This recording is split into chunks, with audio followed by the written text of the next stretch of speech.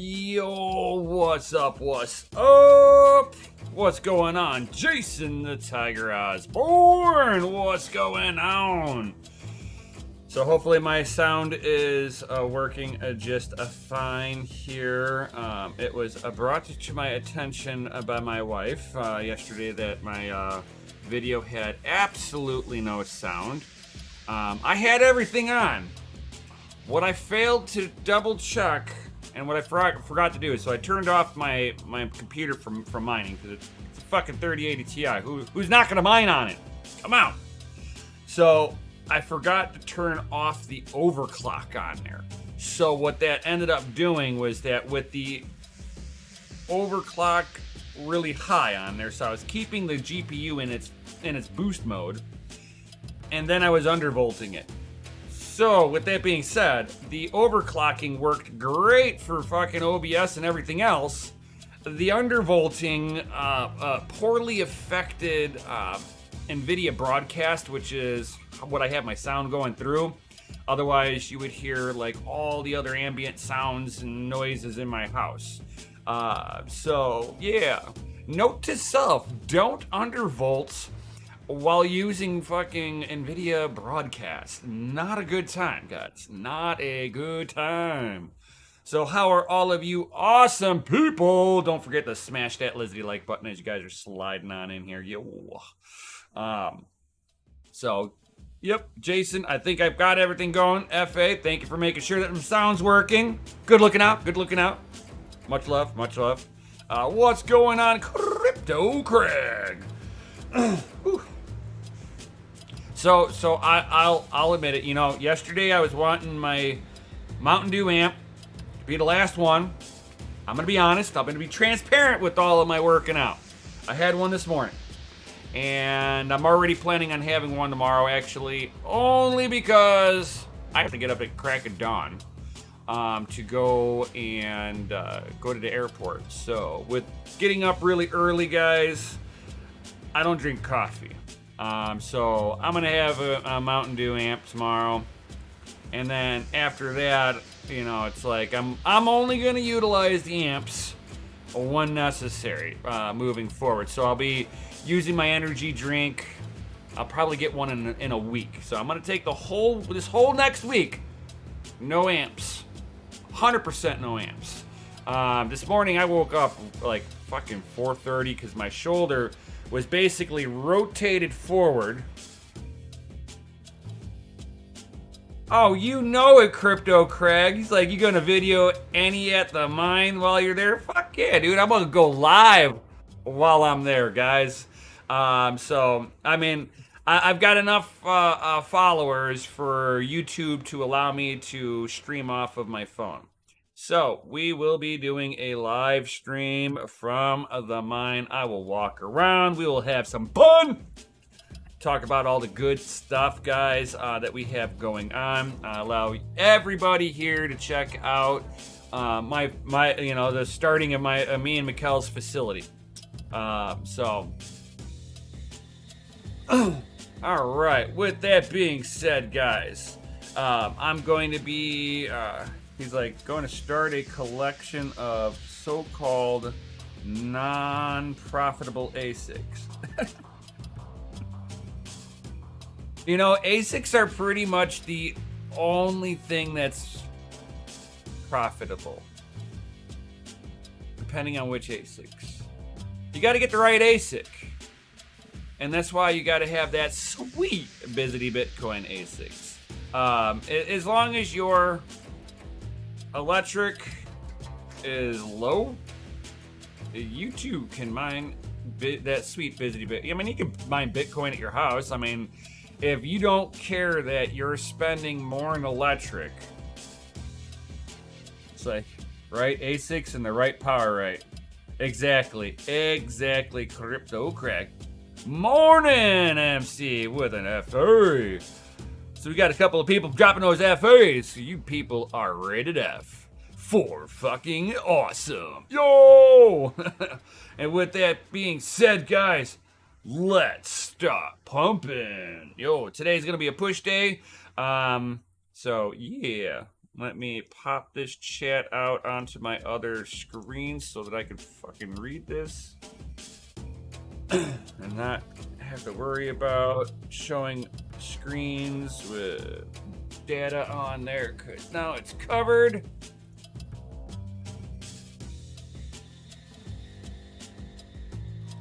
Like, my power rate is based off my income. I'd stop working. I'd be like, I have no income. Does that mean it's free? I like free electricity. No, this is not mining advice at all.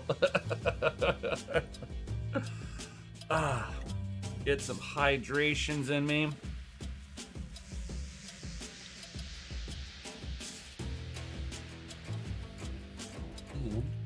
Hey, it works. All right.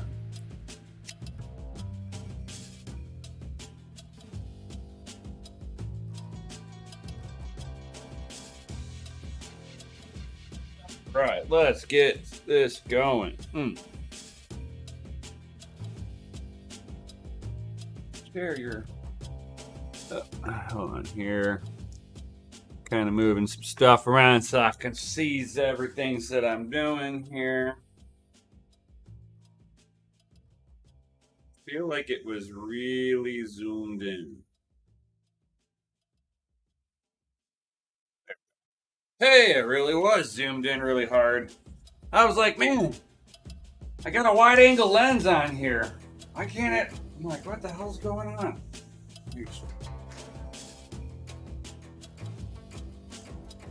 All right. So what's going on, everybody? So today's gonna be that sweet leg day, guys. So I'm gonna be doing, well, I mean, not leg day. Oh, what am I thinking? That's tomorrow. I'm thinking like of tomorrow. I got so much stuff going through my head right now for tomorrow. Making sure I've got everything packed. As you can see, my bags are over there. So, and it's like I got to make sure I get my bands with me, because just because I'm on vacation doesn't mean I can't do videos for my morning workouts. So, just because I'm at the facility working doesn't mean that I can't do any workouts. It will happen. There will be videos on this too. So, don't worry. Just because I'm out of town doesn't mean anything stops. It just means that my local surroundings are going to be a little different. With that being said, guys, let's dig in. All right.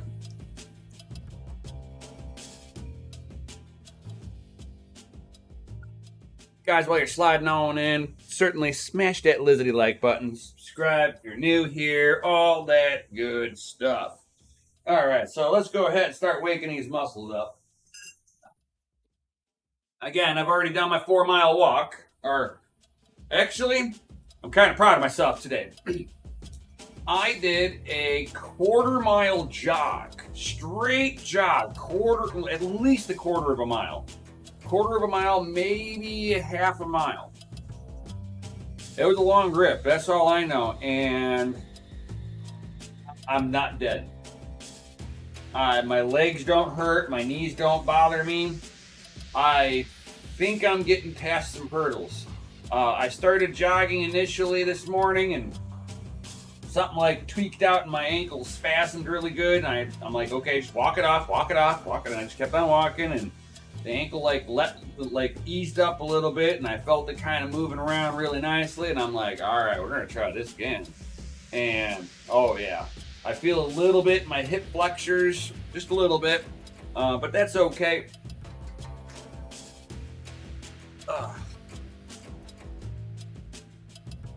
Right, so first thing I'm going to start off with, we'll do some reverse rows.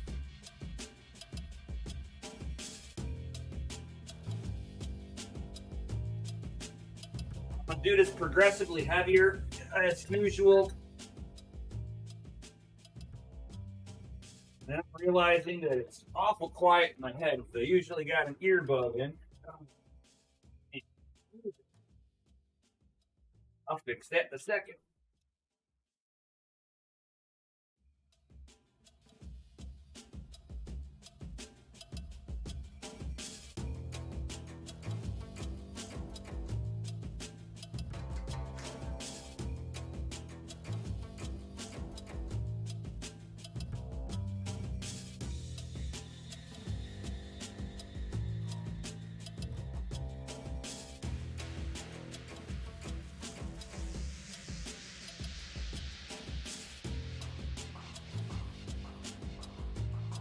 And if anybody's noticed, yes, there are skulls on these. Yes, they're considered PJs, but actually they're like lightweight and I can move around in them. That's all I care about. I don't care if they're fucking considered. They're like from Rock Band, so the video game. I don't care. They're comfortable and my legs don't sweat. But man, it's like 35 degrees out. It's kind of snowing today too. It's winter time.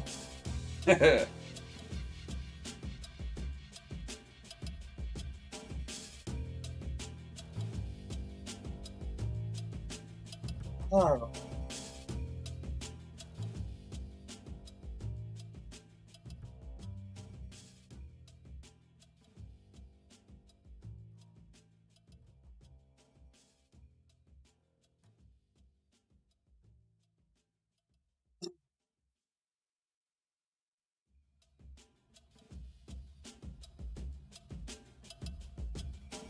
Deal with this. I always had that like music that you can like.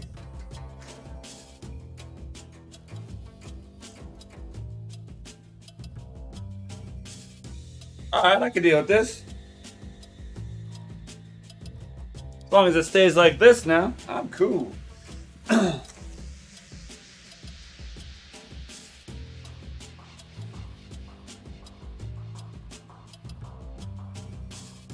It's like, I'm taking advantage of my Powerade, hell yeah. Airborne Shuffle. Ring off. I was about to pick weights up with a ring on, man. That's my number one thing, man. I have pinched the shit out of myself with a ring on my hand. So, reverse rows. So, lock your knees in. You won't want to put any of your knees into this.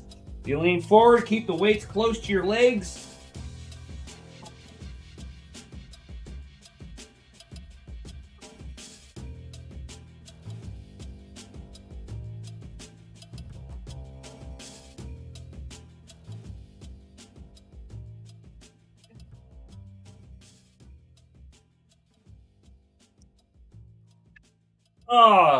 Oh, that was a good one. Woo!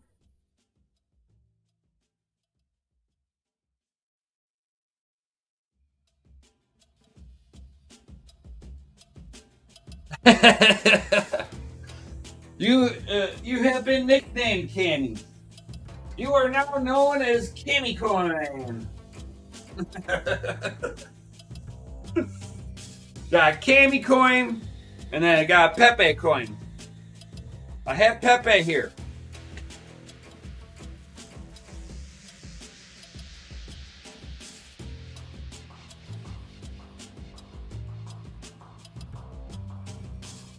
To give everybody an update on Pepe, I brought him to the doctor yesterday, like I said.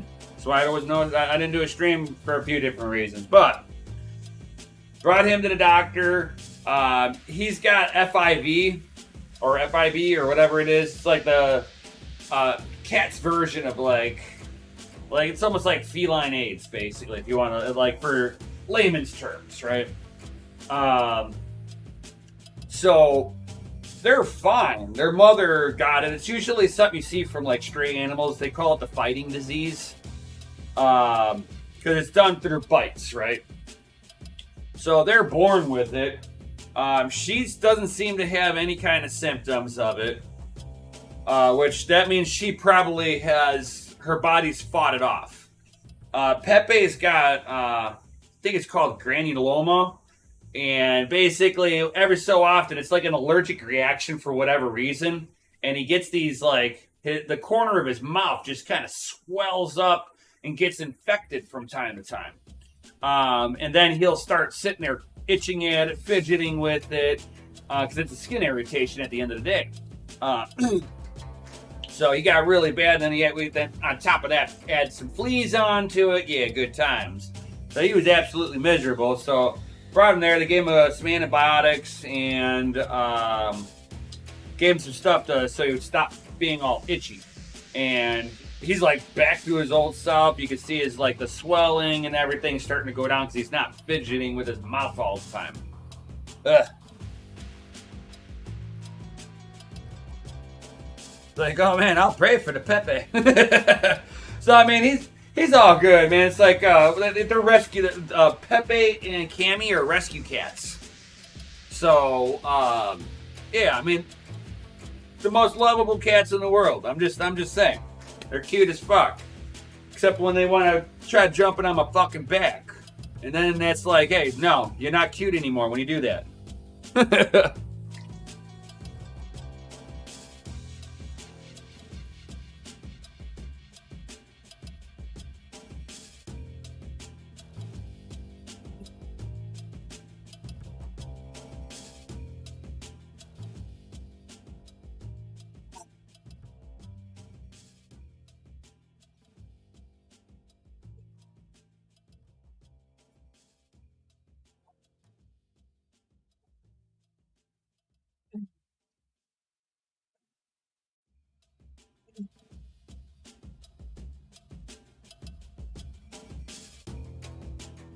Must add more weight.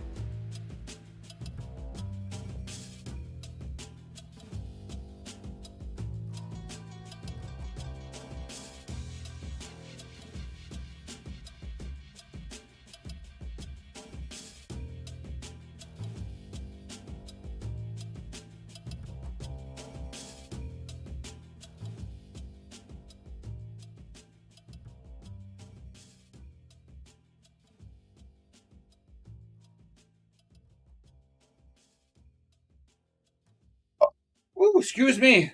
I just burped.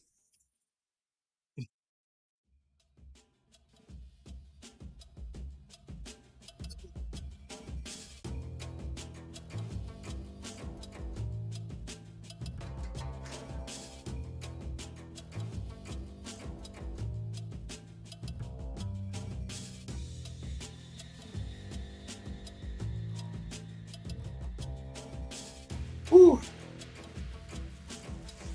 All right, just step that up from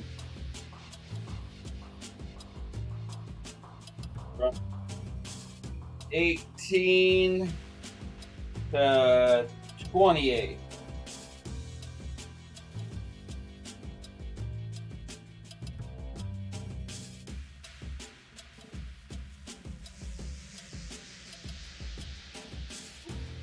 Workout I did yesterday, man, I really got myself good. Because, like, whenever you're doing a good workout, you kind of want to get yourself into that full range. Like, so for my my pec muscle here, I whenever I was doing those butterflies, I like let my elbow dip a little bit, and it let me get the long head of the muscle, which goes up into the shoulder. Oh man, I can feel it today, right crazy, right in front of the shoulder. On both sides, but man, this right one, whoo, like it's still kind of tight right now. It's very normal. It's not sore. It like little sore because I worked it out pretty good, but it's not sore where it hurts, right? But I can feel the muscle fibers on there, and it's like really ropey. Where you can, instead of feeling like, it's like a nice smooth, like, oh, that's muscle, you can kind of feel it like kind of bump, bump, bump, bump. It feels like kind of like you're going over a little rumple strip. And that's usually the spot. Oh, right there. Oh. Oh, yeah. Oh, and I just kind of hit right on it until I feel it relax. Ah. That's what I was doing at 4 o'clock in the morning because it was just. What it does is it. Your back muscles are not going to be happy trying to pull your shoulder back when you've got a pectoral muscle that's tight and short. It's not that it's spasm. Whenever it, like, you work it out really good, it kind of shrinks a little bit as you're working out. So you're trying to, like, make it relax so you can get that full range back. That's why you see a lot of bodybuilders where they kind of have their shoulders are rounded forward because they got so hot and heavy on their pectoral muscle and never try to get the muscle to lengthen back out. They get muscle bound and it really messes up their shoulder, messes up their range of motion for lifting. And that's when they start fucking up their shoulder and tearing rotator cuffs and stuff.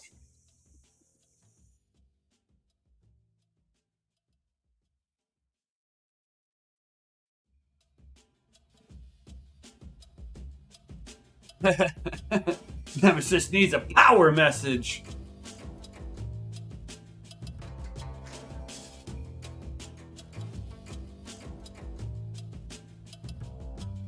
All right. Do this.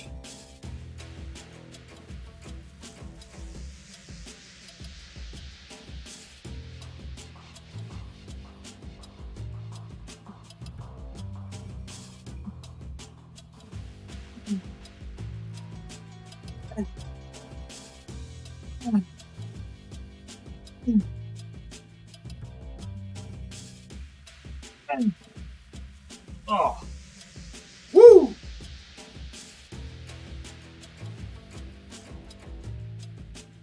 Oh. Oh, that was a good one there.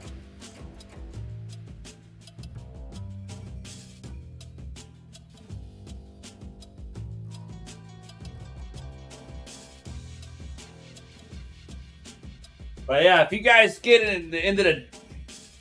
into a position where like you're waking up in the morning or after a day's worth of work, like the right at your collarbone, the end of your collarbone is like hurting, or going from your back into the back of your arm, going through your armpit kind of, or maybe just above it into your arm.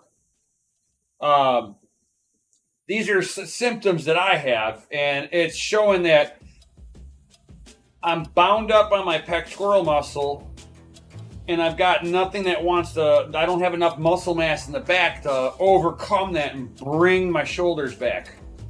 That's what we're fixing, guys.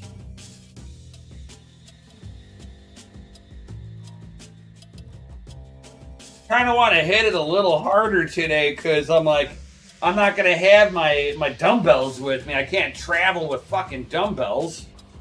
And my home doge don't have dumbbells at his place. Which is fine. That's why I'm going to bring my band so I can still get my workouts in, guys. Yo.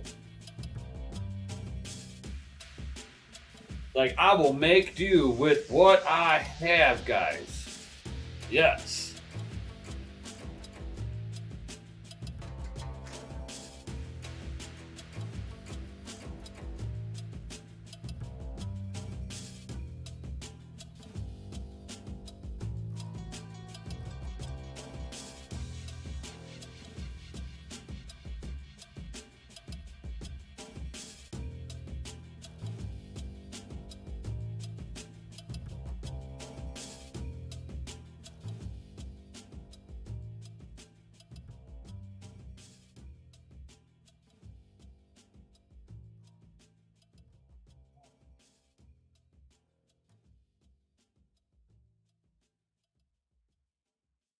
Man, the other day, man, I fucking kind of jacked up my thumb a little bit. Fucking. It was not happy. I've been having issues with my left thumb. It's not so bad now, but there's times where my thumb joint starts to swell up. I don't know if I fucked up my thumb joint at some point, and it just never healed right. Doesn't hurt today. Like it, I can feel it right on. There's a tendon right here, and yeah, it's a little aggravated still, but not so bad. I could definitely tell there's like a little inflammation here. Hoping that fucking clears itself up at some point. Oh. I need to loosen up my watch. One.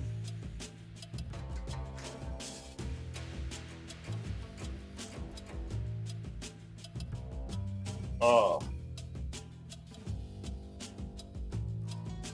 I'm used to putting it on the third notch. My arm is starting to get bigger. Oh, that's better.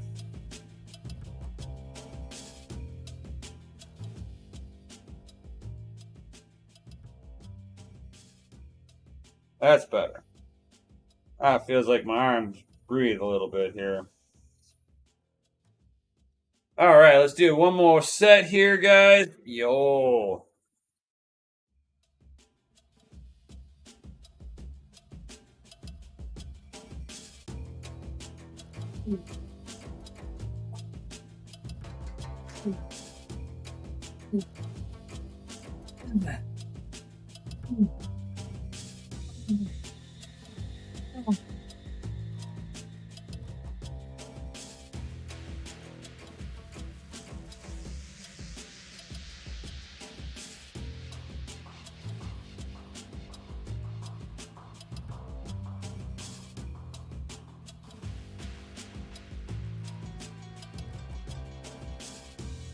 What up, Patrick? He's like, in high school, I effed up a tendon or whatever. I never really noticed. When it healed, it made it.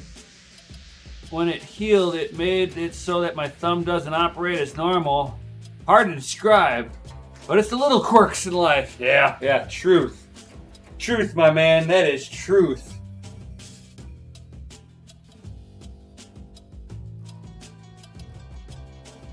Well, since I loosened up my watch a little bit here, my thumb feels a little better.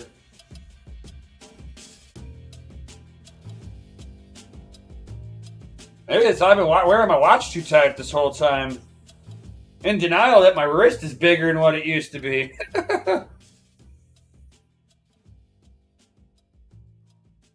It's like as soon as I loosened up my watch, my thumb actually feels a little better right now. I've had it so many years that I've always been on the third notch. Never had an issue. Now I'm on the fourth notch. Alright. Yeah, that was like what was messing up my thumb. Because it feels way better now.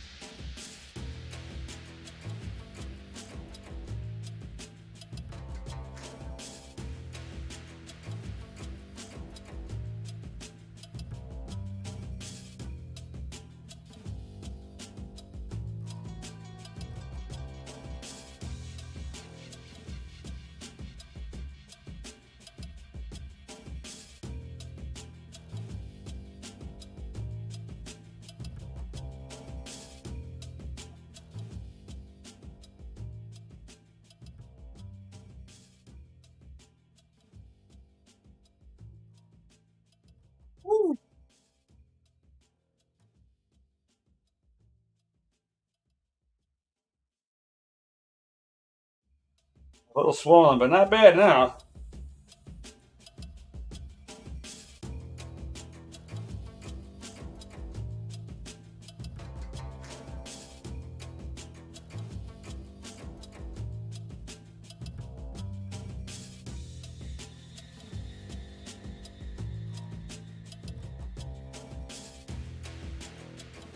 Whew.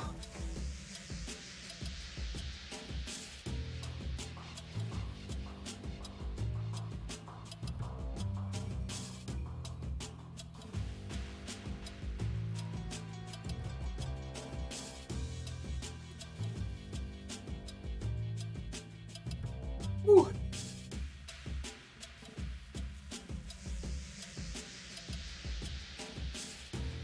Oh. All right, another set.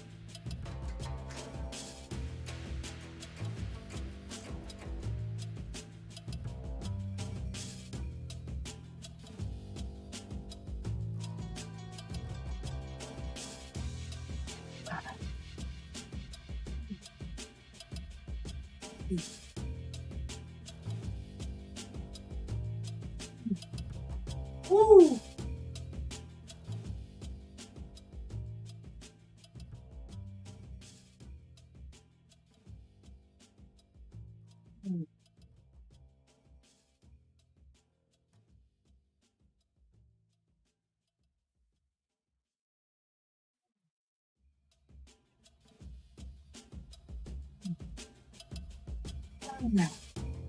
Woo!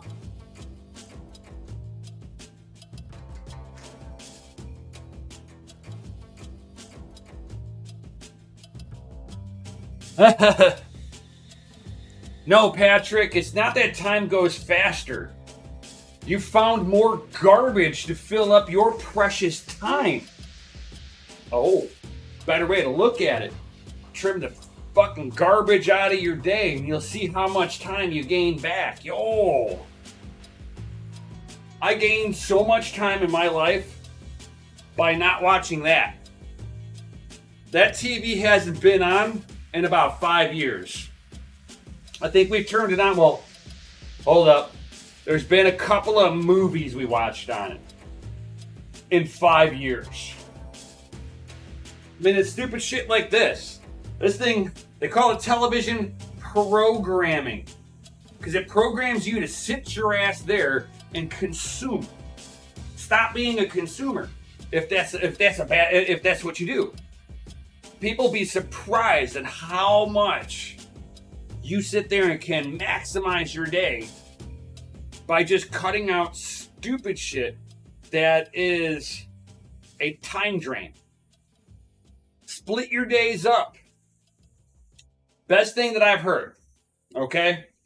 You know, time was contrived because of the fact of, you know, it took so much time to give a message to somebody. You know, it's like you had to give it to a guy on a fucking horse and have him drive right across the country. It could take you a week before you got the message out, right? So you had this construct of time. Well, with the digital era that we live in today, time can be divvied up a little differently. It's like you should be able to pack in the amount of work in 6 hours than you would have 50 years ago in 8 hours. You should be able to do 6 hours work today should be able to equate to 8 hours work 50 years ago. That's how efficient we have became, you know, over time. So you express that, you know, basically you can split your days up and have 3 or 4 days in one.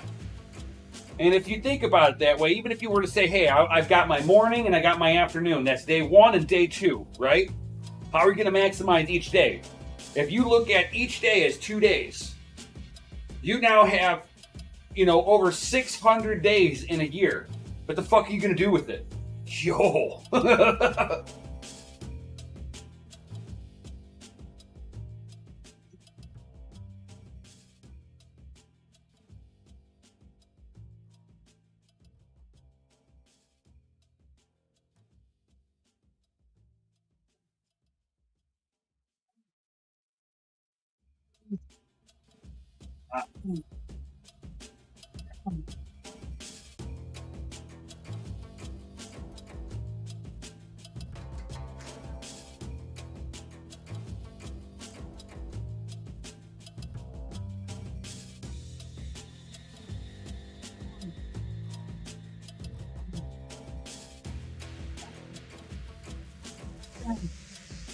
Woo.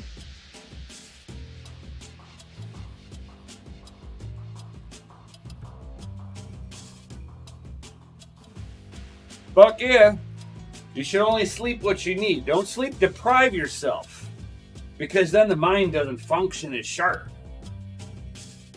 But, you know, it's like if don't sleep more than 8 hours, you don't need more than eight. Some people are high level functioning and they can deal with 6.5. Some people need that full 8. Myself, I'm right around that 7 to 7.5 hours. That's where my body resides. And I'm waking up naturally. I haven't set an alarm clock at all, guys. And I'm getting up early as shit to go fucking work out now.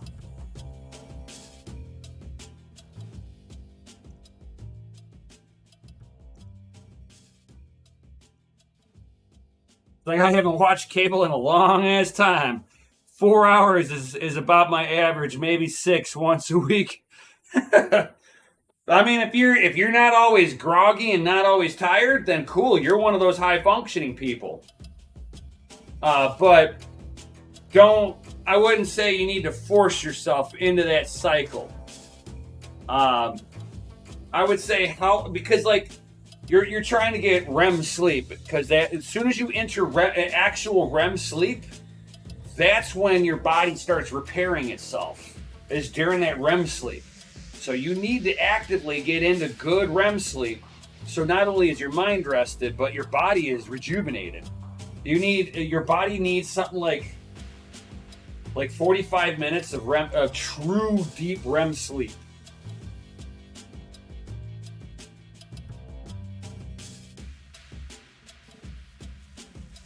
Right, Crypto Craig? I mean, at least 6 hours is where I would be minimum if I were to force the issue. But like I said, I'm a 7 to 7.5 hour. That's where my body's perfect at. So I'm not going to sit there. I don't need to maximize any more time in my day.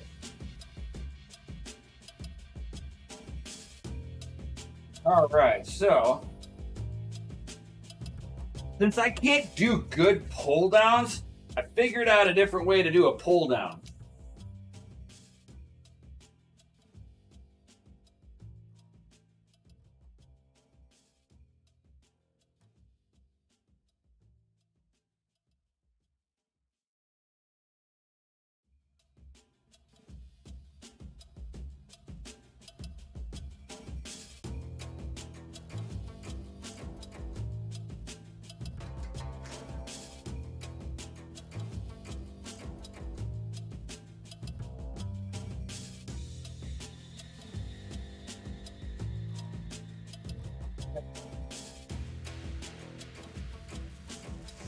See how the 50-pounder feels. Let's just get it.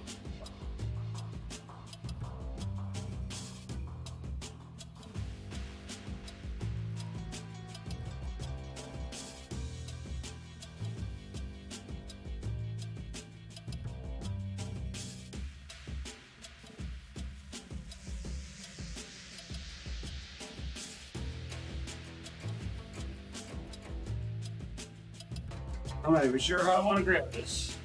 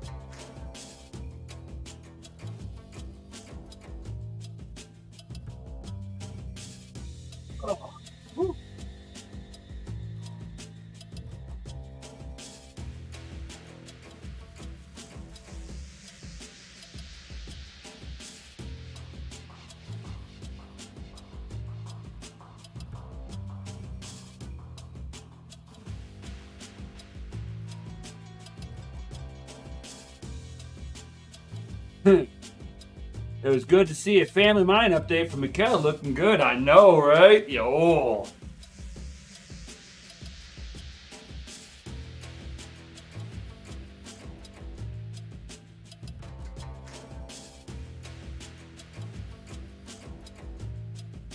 Oh, hell yeah, Patrick. Blind Run's a friend of mine.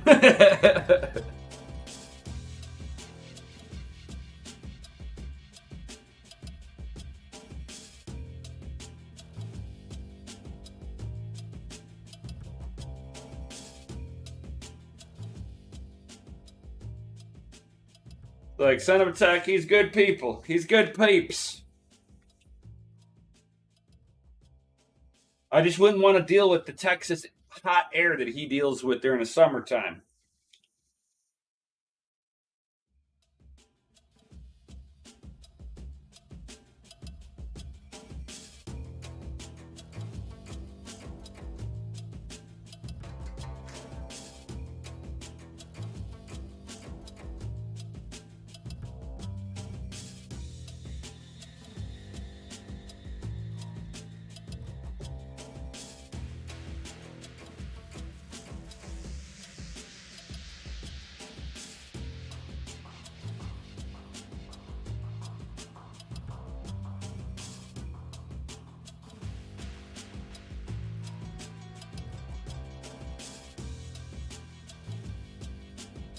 I didn't watch him on Twitch. But I as much as I love Son of a Tech, he takes it rather hard during the bear markets. It's like, and that's just how he is. I love the guy. I mean, he's good peeps overall. He's a good coder and all that good stuff. He understands the crypto markets very well, but he's definitely not. He's a profit seeker. And it's like, and I'm not saying that's a bad thing. It's just everybody's got to have their goals, right? And I've seen him early on whenever. I forget which coin it was that he Sia coin, electron. It was like an early day project. He was mining and he got absolutely burned on. He was a pool operator, got hacked. I mean, it was just bad shit. He paid everybody in his mining pool, made sure that they got hacked, even though the pool got hacked. He went out of his way to go pay everybody back.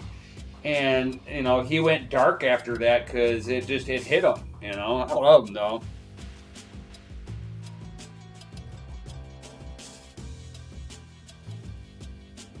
Yeah, that's pretty much how I see him is I just gauge him as, this is where I start seeing, miners starting to capitulate. They start just rampantly selling off their gear. They're like, I'm fucking done. I'll deal with it. Maybe if it ever comes back, maybe I'll get back into the market then. And Son of a Tech did go through that cycle where he got rid of a lot of his stuff. This is his second time he's built up mining rigs and stuff like that at home. This is his second run that I know of.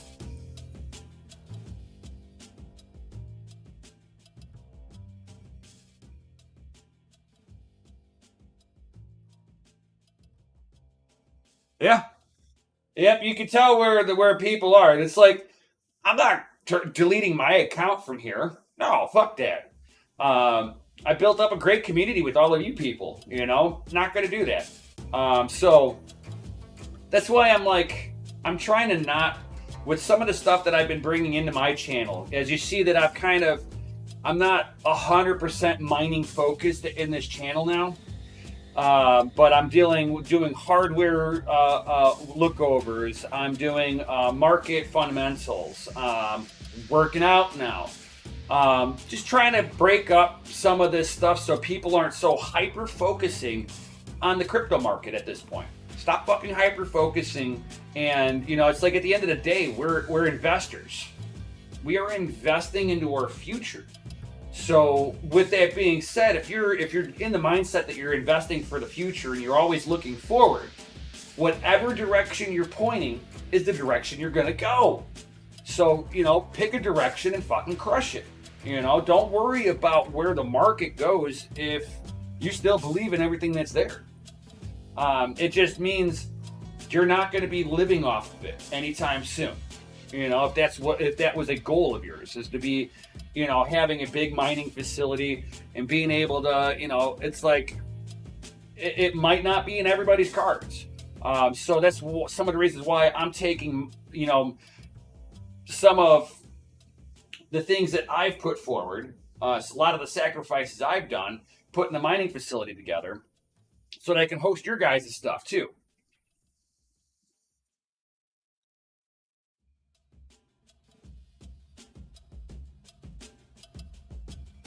Yo, what up, Big Rome? Yes, yes, well spoken. It's like Patrick, yes, diversification, yes.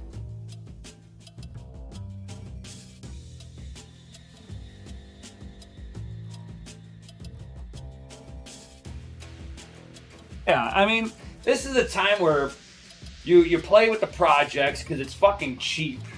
This is where you sit there and you're you know, build this. This is the time for building.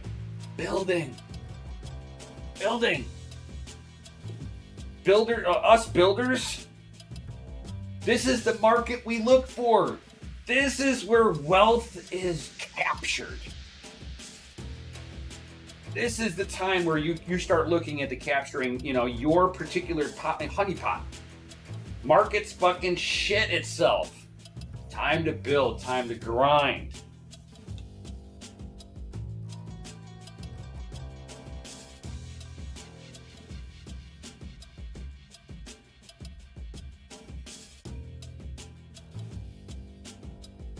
All right. Let's get another set. Hey, Pepe.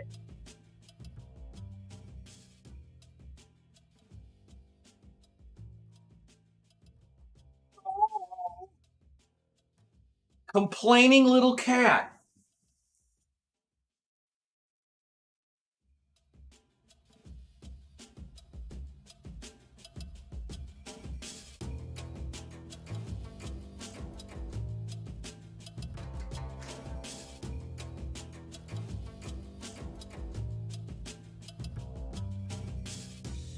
Dude. Wait.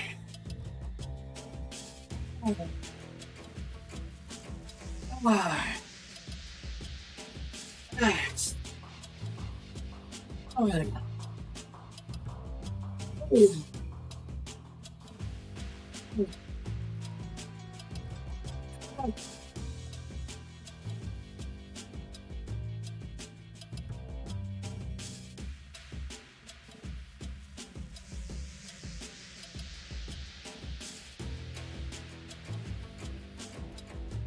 Yo, what up, Crypto Nico? Good morning and FA. This is my first bear market and it's interesting time. But I could see how people just throw it all away and bounce. It's tough unless you do something, you have some sort of conviction or game plan. Exactly, bro.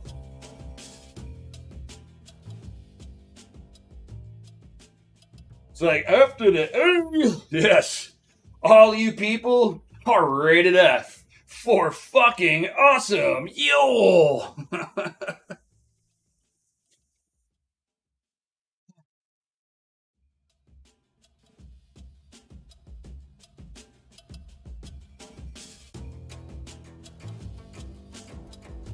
It's like if you don't have a game plan in life, you're gonna walk around aimlessly.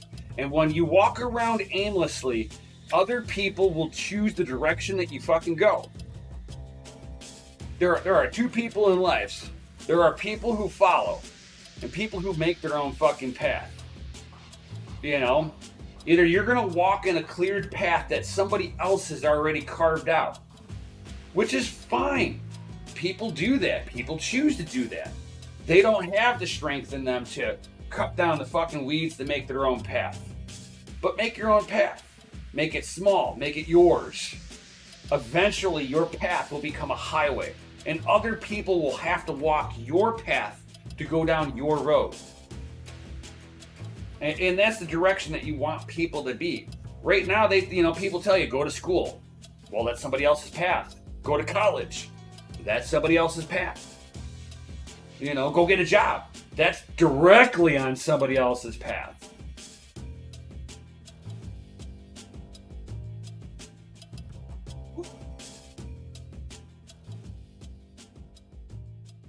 We'll do 30 more on that one. I feel 30 in. Here you go. Here's 30.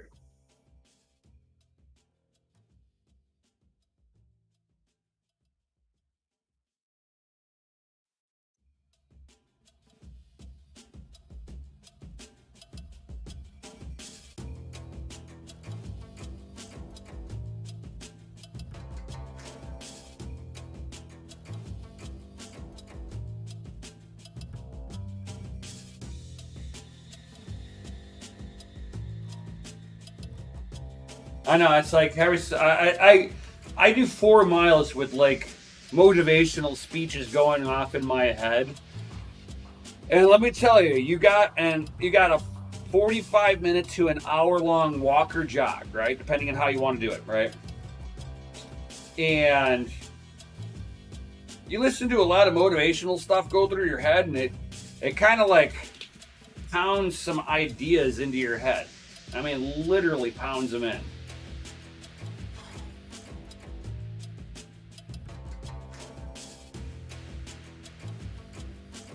Right.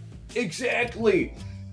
Bro, Patrick, dude, that is an excellent... Dude, there's so much stuff. So many people, they're like, I make my goal. I got there. Now what? Well, I made my goal. So? I made my goal. So? Go out there and make a new goal. Exactly. 100% agree, Patrick. 100% agree. Never set goals that are unachievable, right? You don't want to set a goal. Oh my God, I'm never gonna make that. I'm not gonna have an Arnold Schwarzenegger body.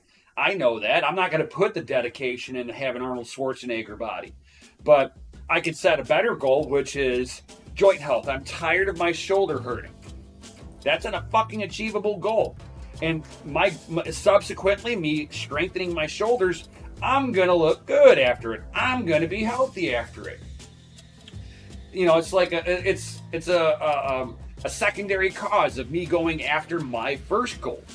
I want to have ripped six pack, but my goal is shoulder strength.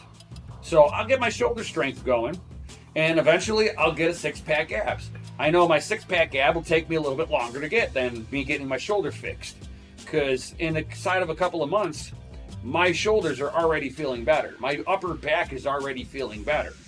I can tell there's areas where I still have to work on. Cool. It's like never settle, never surrender, never quit. Hoorah, right?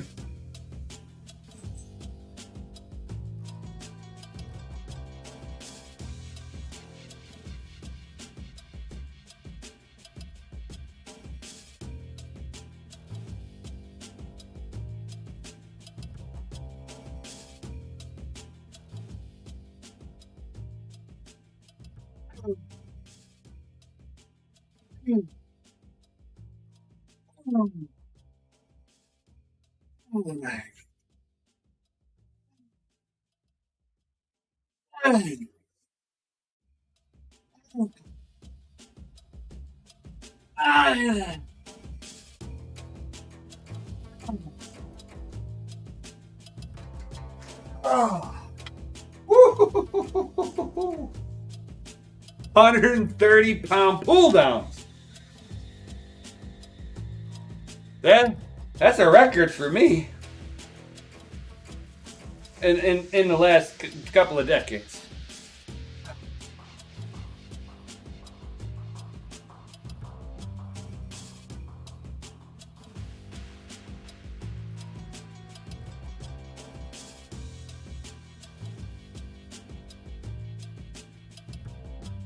All right.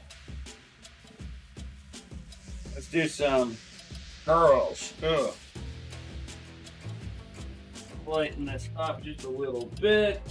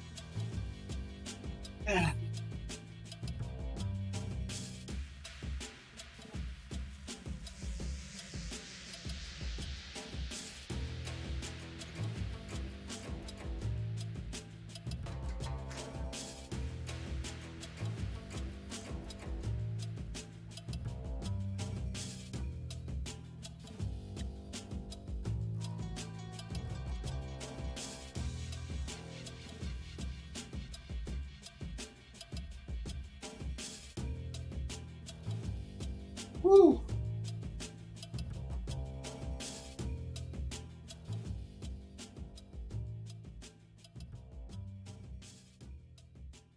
Like, hey, I have a wrench.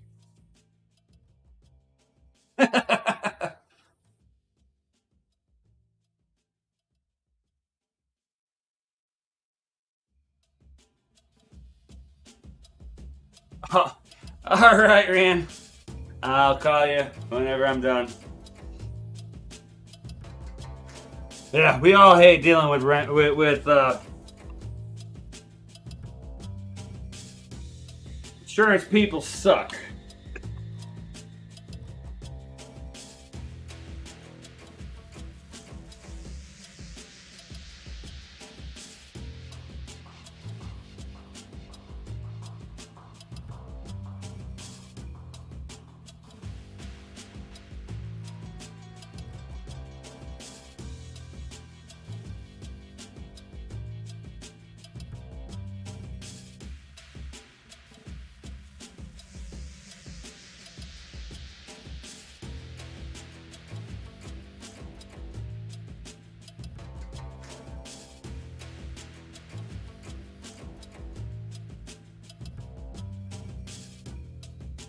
Whew.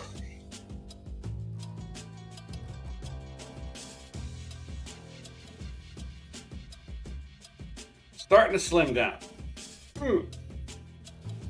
It's not sticking out like I got a belly.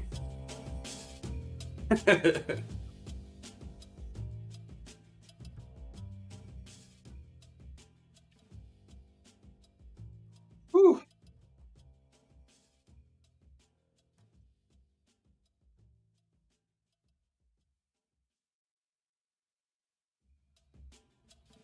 What? You are kidding me.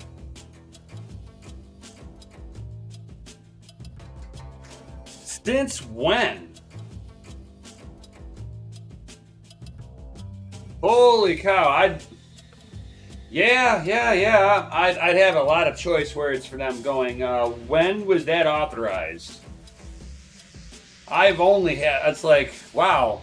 I would have never authorized full coverage insurance on a 1995 Ford F-250 diesel pickup truck. The thing is ancient. There's no reason to have fucking full coverage on that. Holy cow. I know, right? They've been costing me Satoshis.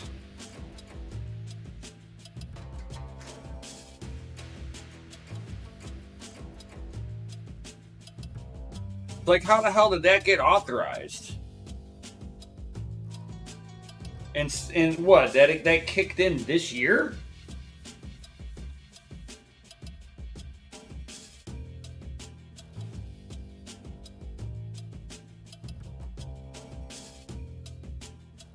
You may want to keep it.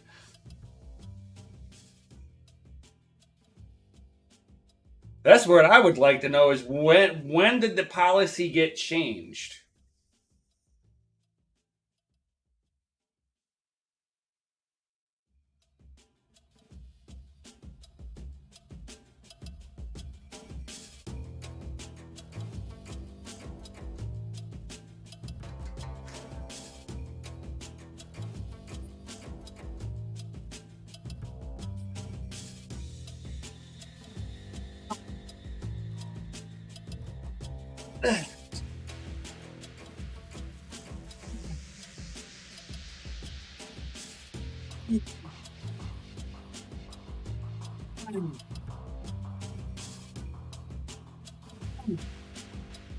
Woo!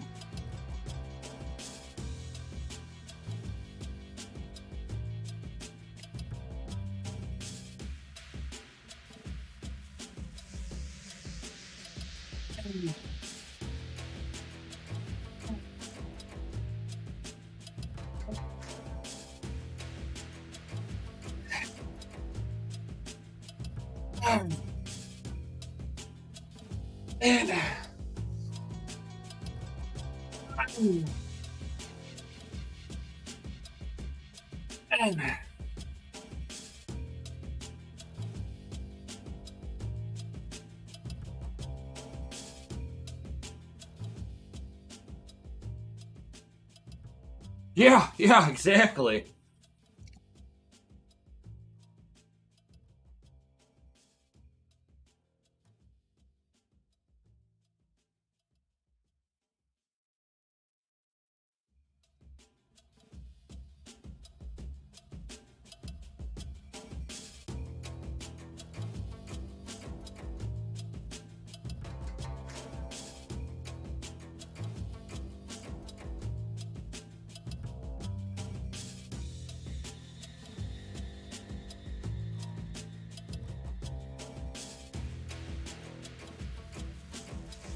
Oh, the Cammy girl.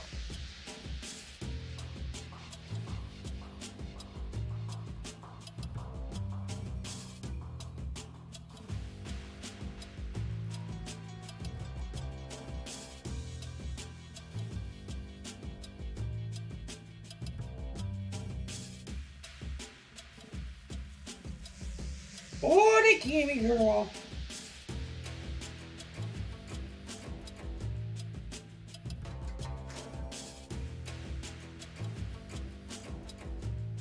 Oh, the Cammy girl.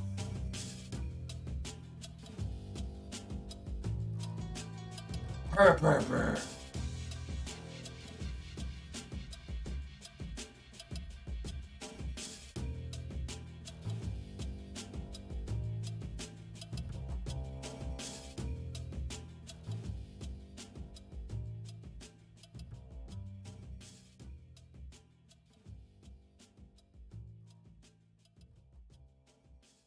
Oh, the Cammy girl.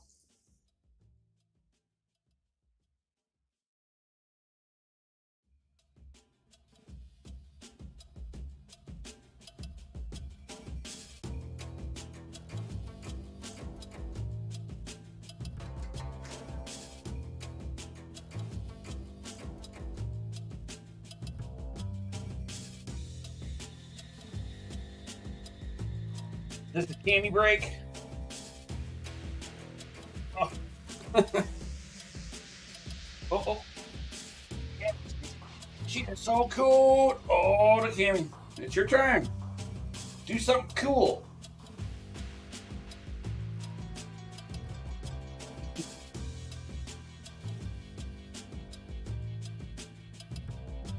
Oh.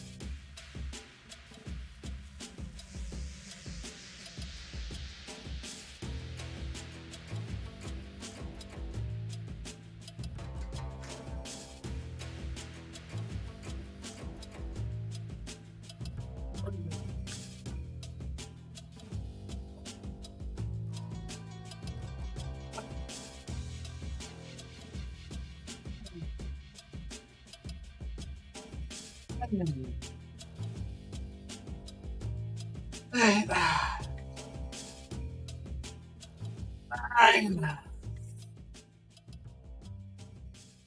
10.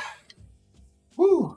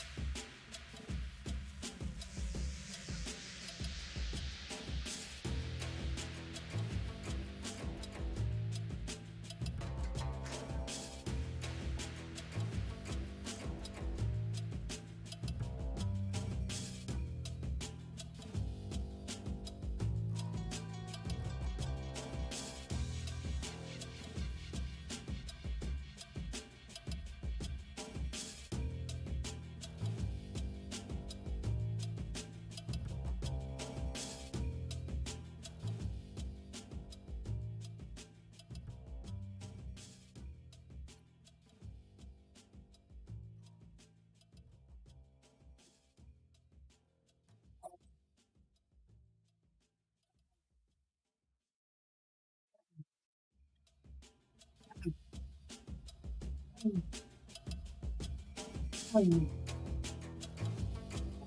Woo! Oh, that was a good one. 50-pound stretches.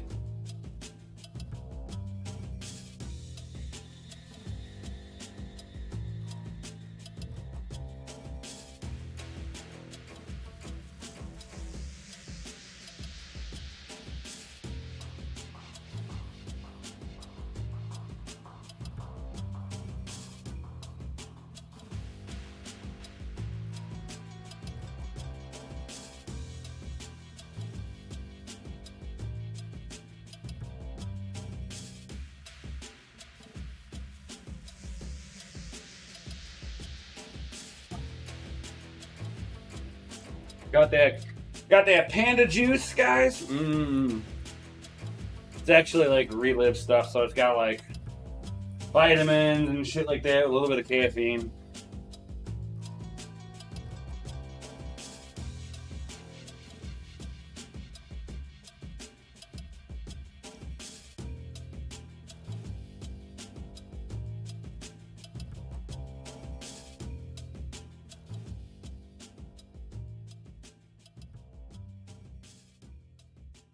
And Brienne, if you're still here, we need more Relive Energize.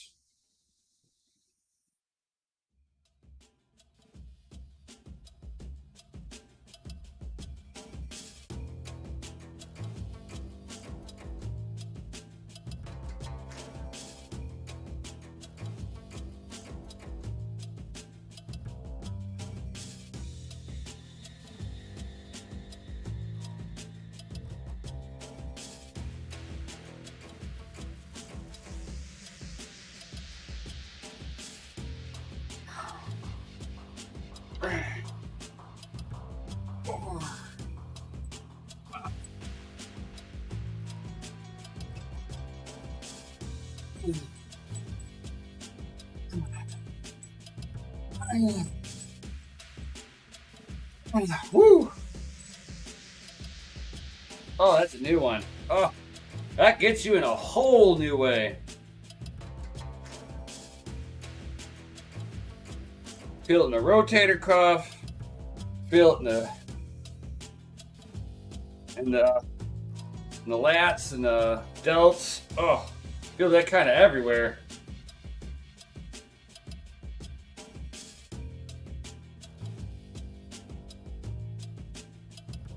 Yes, babe, the packets.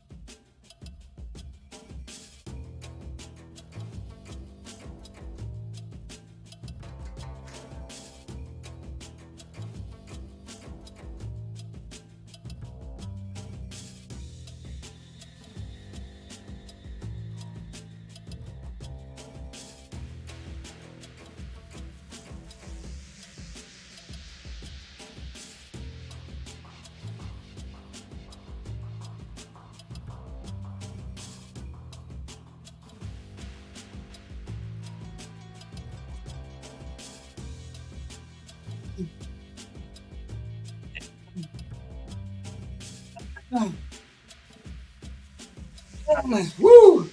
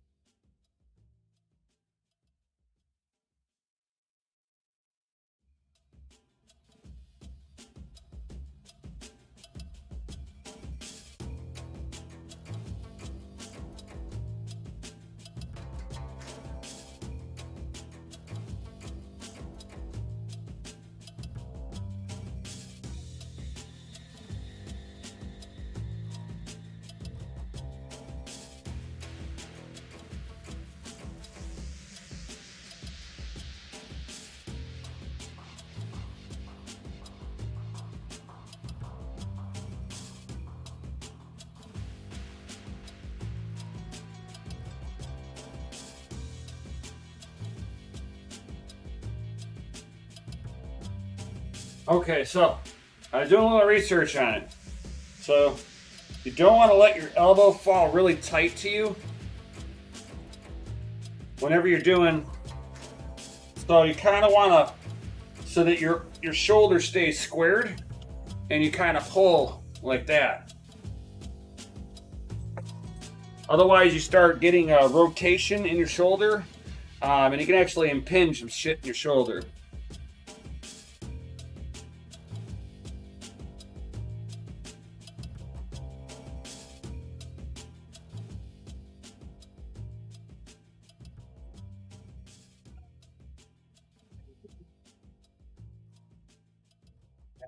Woo!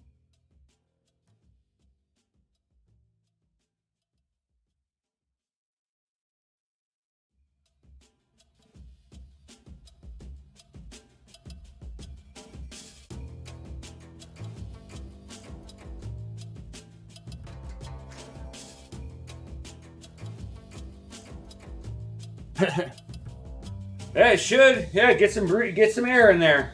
Your rigs like to breathe fresh air. On.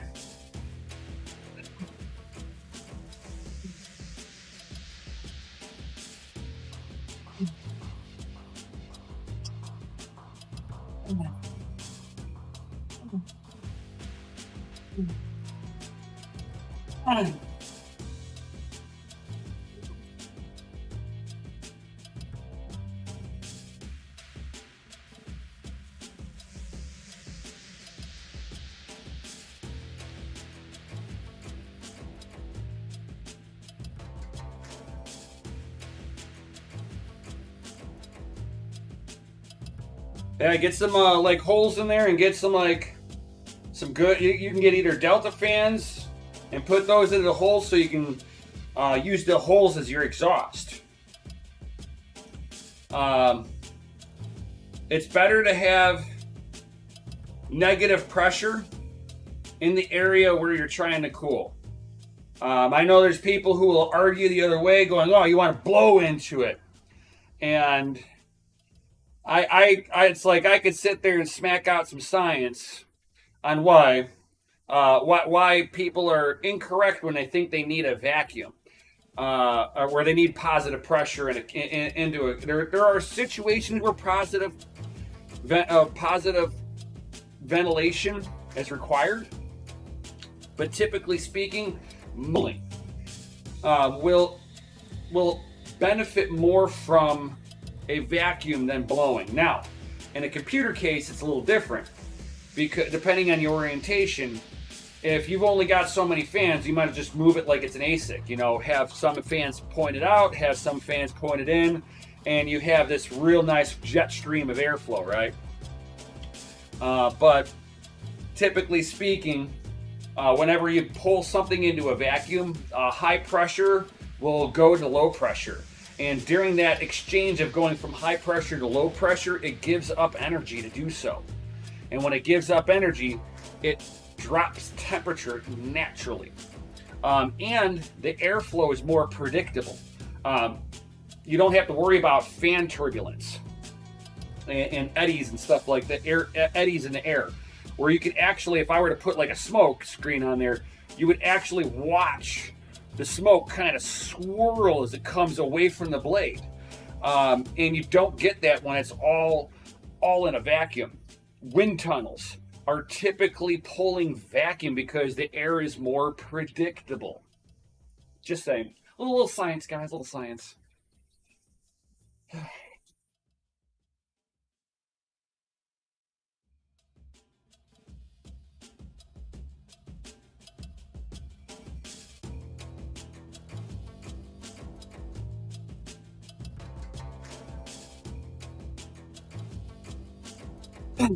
All I could say, Patrick, is experiment. If you're going to have a fan pushing air, try seeing what the temperatures are. Take a temperature reading during peak temperature times, right?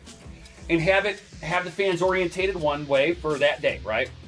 And then the next day, do the fan orientated the other direction, and see which one had a greater effect on cooling the rigs down. That's how I would run the science. My mining room, I have it in a vacuum, and I could keep it with. God, I had 70 GPUs in a 10 by 15 room, and whatever the temperature was outside was the temperature in there.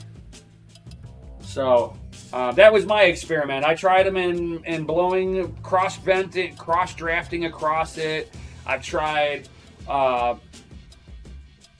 Push-pull configuration, a pull configuration, and a push configuration.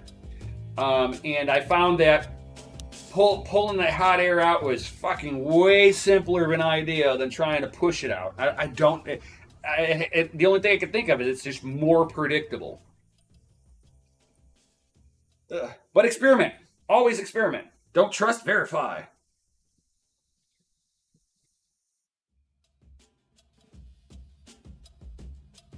So positive pressure is like think of inflating a tire, right? When you inflate a tire, that's positive pressure. You're adding more pressure. A fan is gonna create CFMs. It takes a certain amount of CFMs in a particular room in order to raise the pressure up by 1 pound, right? So with that in mind, you have positive pressure and negative pressure. So a negative pressure is the other way around, where I've got all of my fans orientated in exhaust. And that means fresh air has to draw in. So in order to do that, it basically drops the pressure a little bit in the room. And that's what they call a vacuum, is when you're starting to drop the pressure. Now, to pull a deep vacuum, you've got to have a sealed environment.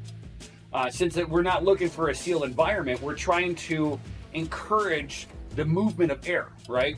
So you're trying to get that air to move the most efficient and the most predictable. And in my experience, exhausting is always the way better way to predict how you can cool a particular room.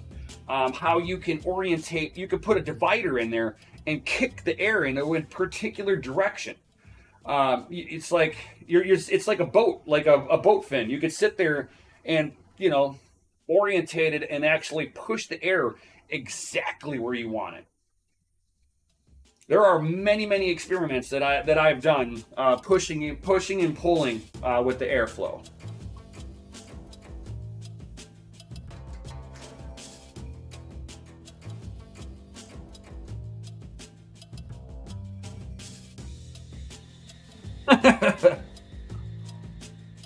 It's like my mining container has 147,000 CFM for the heat chamber, but it uses passive intake because all the ASICs do all the air pulling. Yes, that is a good way of doing it too.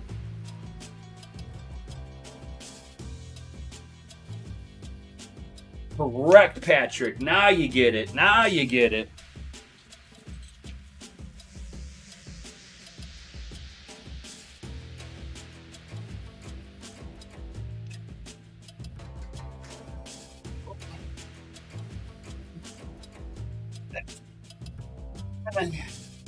Eight,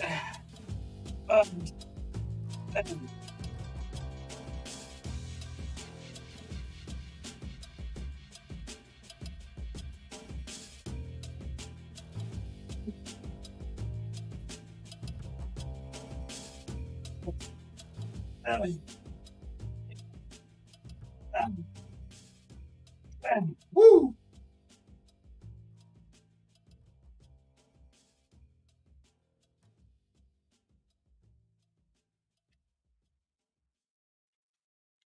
All right, I'll do this, do some face pulls, and then I'm done for today.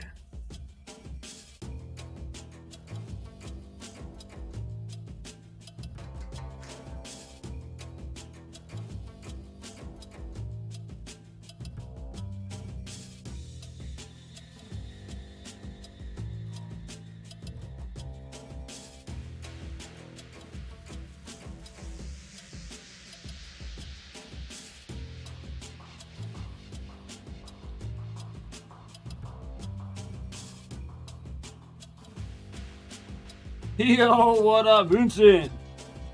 Get some fit. I am hitting some push-ups now. Why not? Exactly. That's what's up.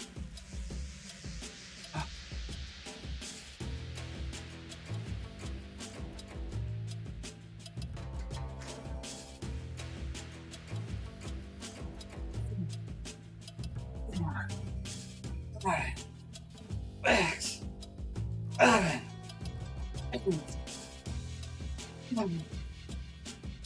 Woo!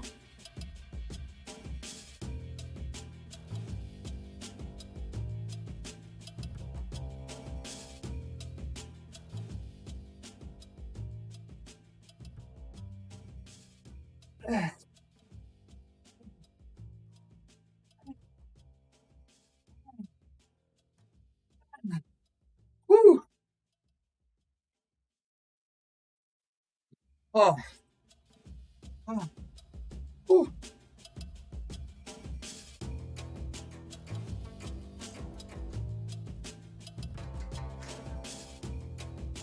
Woo. It's like, thank you everybody for being here. Definitely smash that Lizzie like button if you haven't done so already. Yo.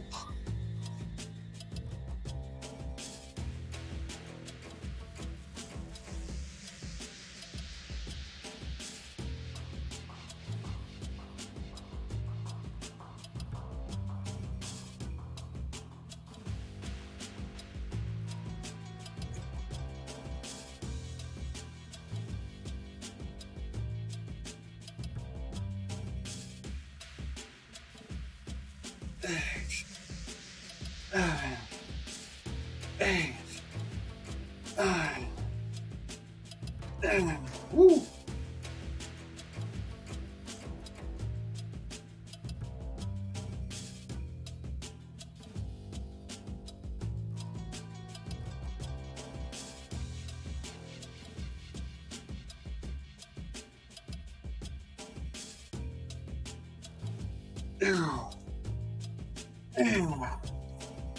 Oh. X.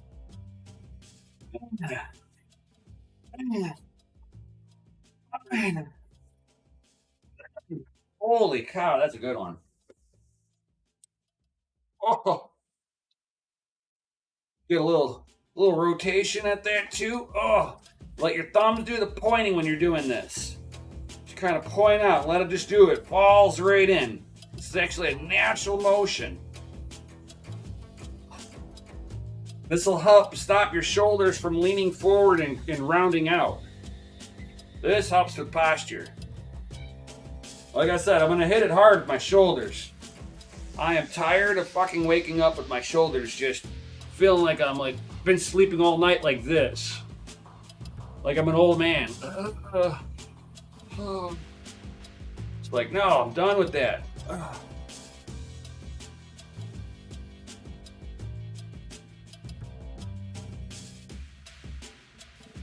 Have a good idea on some Litecoin hardware.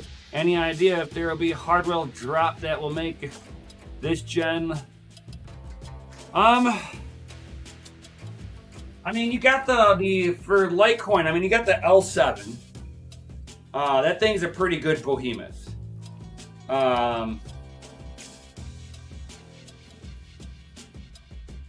It depends on how much Bitmain wants to support the hardware. I mean, it's got to be enough of a demand for it, right? I mean, at the end of the day, there has to be demand. And if there's no demand down there, it takes longer.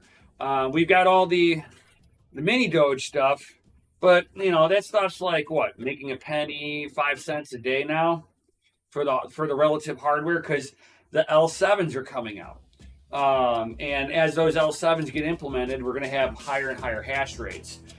So, I mean, if you're wanting to do Litecoin, you got to get into the bigger hardware. I mean, that's just the bottom line with it.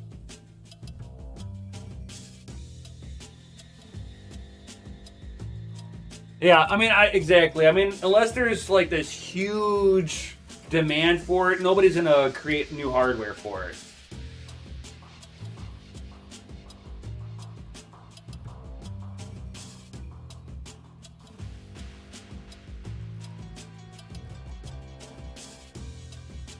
Um,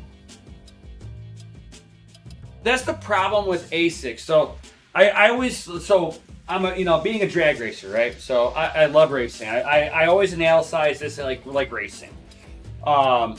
When you're sitting here racing, if you want to stay competitive, you've got to fix.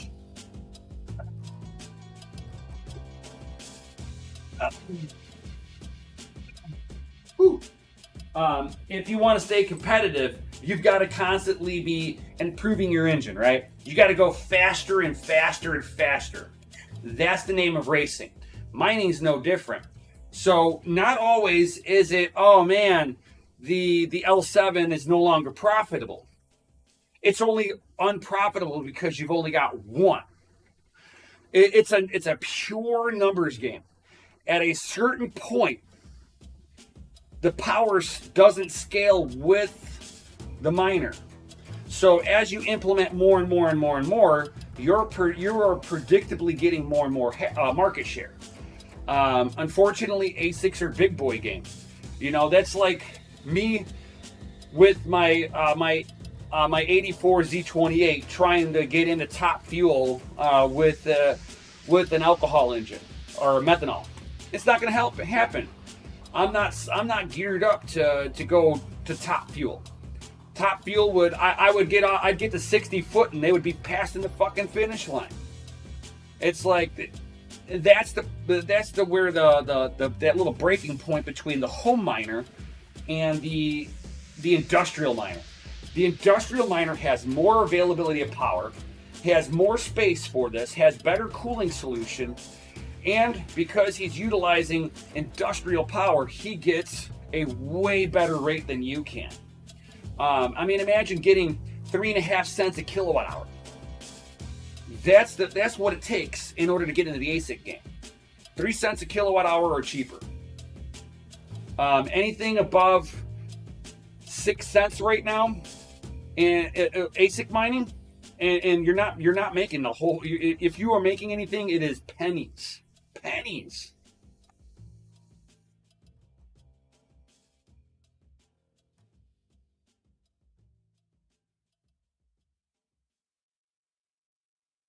Yeah, I would hold off and see if the bear market kind of ticks up a little bit and it starts to look like the market's recovering. Then you'll know where the price really bottoms out with. I mean, but at the end of the day, it's a bear market. This is a great time to build. I'm just saying.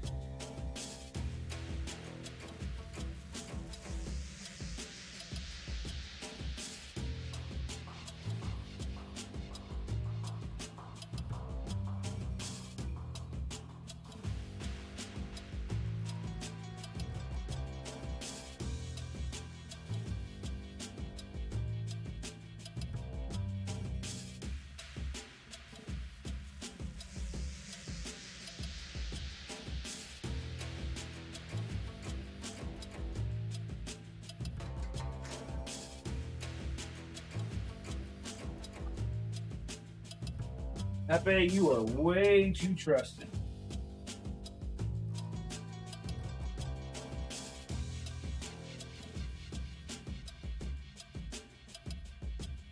Do you think?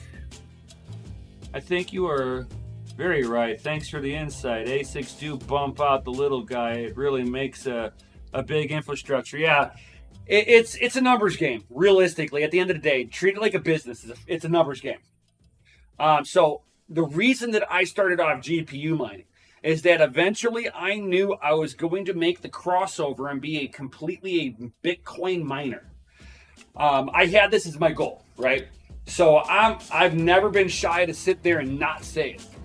It's like I mine shit coins to get me into a Bitcoin mine, and that's what I'm setting up with the family mine. And I don't mind if other people are, mining other altcoins and shit like that for themselves, right? And I'll help you. I'll do what I can to help you be as profitable as fucking can be. But I just don't see that's the way of what I wanted to do. That wasn't my goal. My goal was to literally just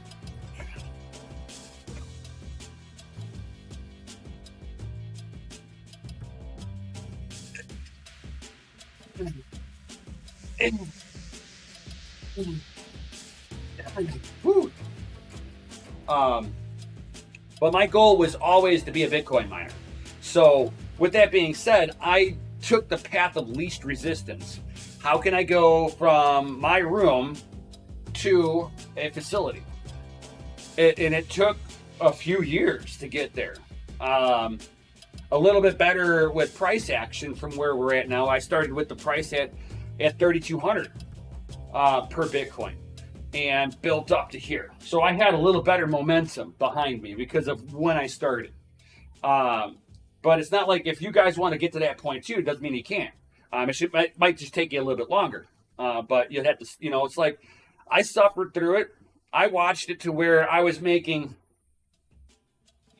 good God, it was like maybe 5% over what my electric bill was. It's like, I was like, oh God, I might be getting out of the market here, or at least turning him off temporarily. And I'm like, no. You're going to get through this. And then you're going to sit here and start mining in a different way. And I started getting into ASICs right at that point. This house was loaded with ASICs. I had all the E3 Antminers mining Ethereum Classic. It wasn't power intensive, so I picked and choose how I was doing stuff. I chose a very good path at the right time. Thank God.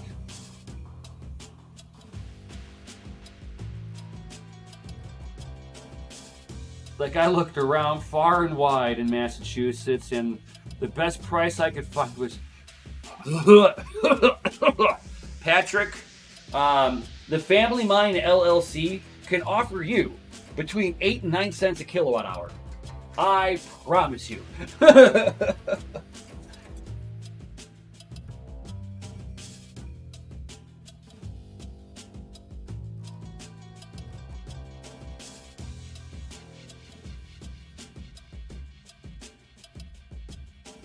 And that's effective. That's with, that'll be your effective rate, bro.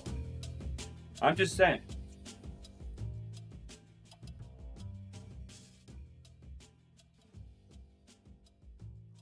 Oh.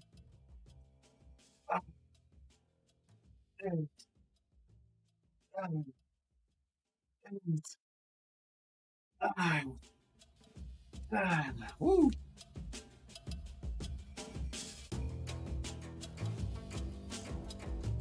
Yeah, very hard to mine on 13 cents a kilowatt hour, period.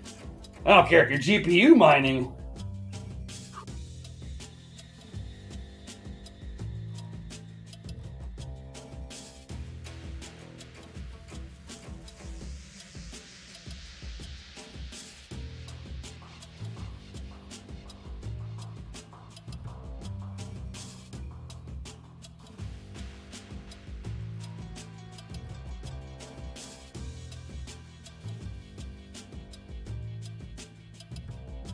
Hold on, guys. I have to hit the head real quick.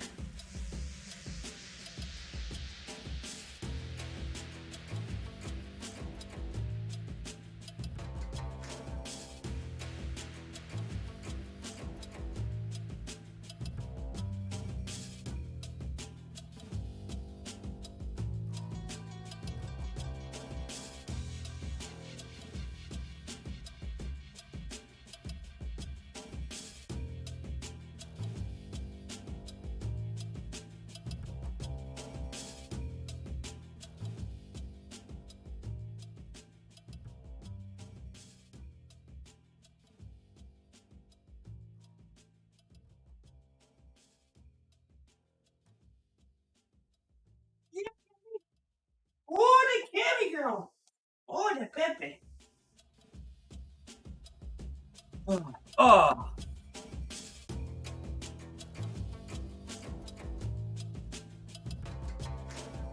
I'm telling you guys, the Family Mine is here to help. I'm going to do what I can to help all of you awesome people out there, guys. I promise you that. Promise you.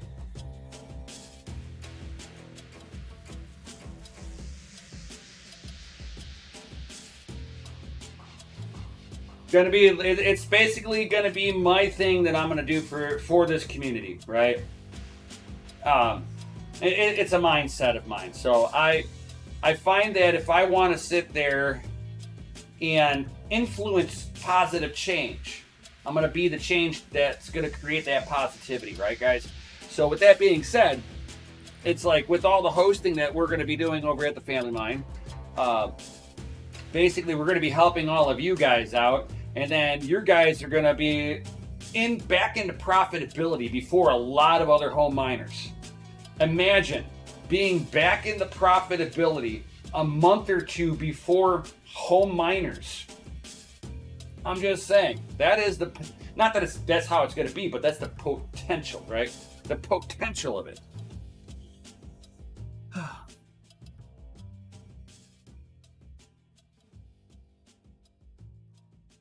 CryptoCrag, yes, you are right. But even with that being stated,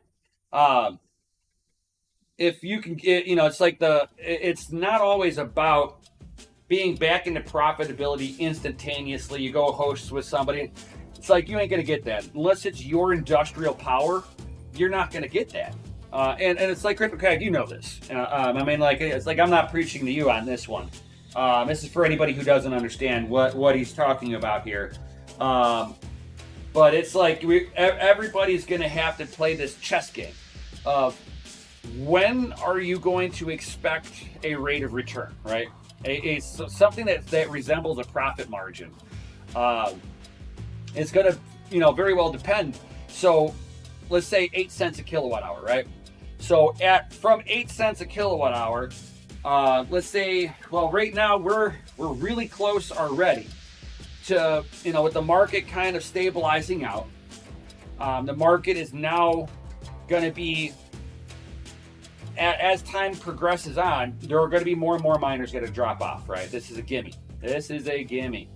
At this point in time, people who are at home spending 13 cents, 25 cents a kilowatt hour, they're going to be not profitable for a lot longer of a time than somebody who's paying at 8 cents a kilowatt hour, right?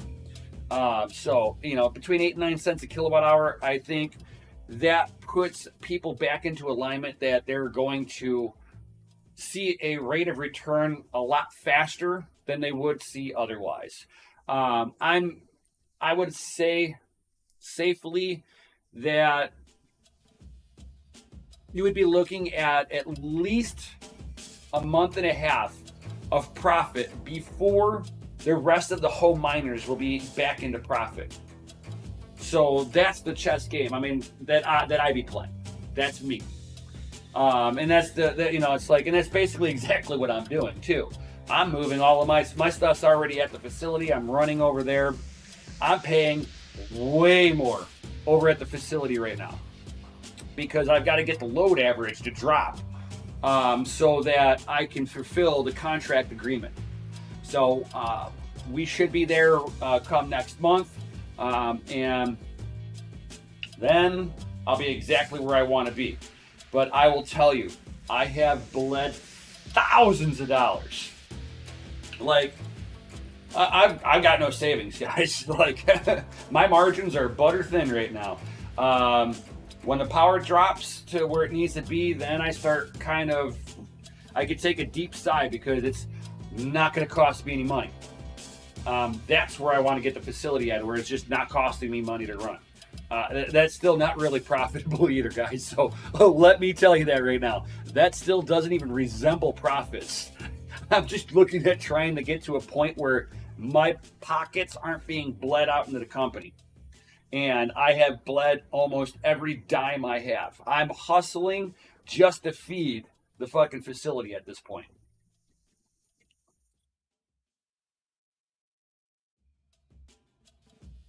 Sure, Vincent. So, the facility is going to be located somewhere, Oklahoma. We have 1 megawatt worth of power.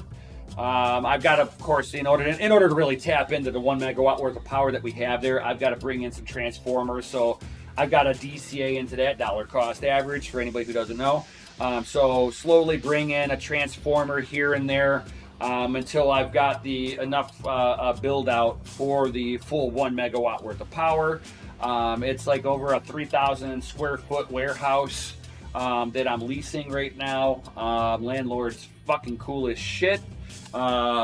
She is an amazing landlord that we have, and she knows what we're about to do to this place. And I want to basically take over this whole building. I look at this building as mine now. Been in her family for like 100+ years. So this building has got a ton of history in it.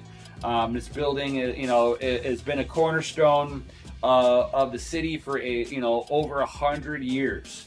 So with that being said, I would like to have this be the cornerstone of the company.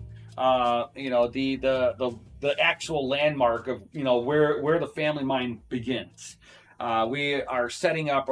We have the racks already set up. We've got to start kitting out for getting all the fans in there.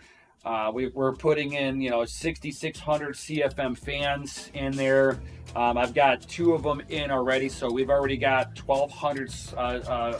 We've got a little over 1,200 CFM, or over 12,000 CFM of airflow movement already. And more to come as we start kitting out the walls for just drawing it. We're going to turn this building into a big vacuum.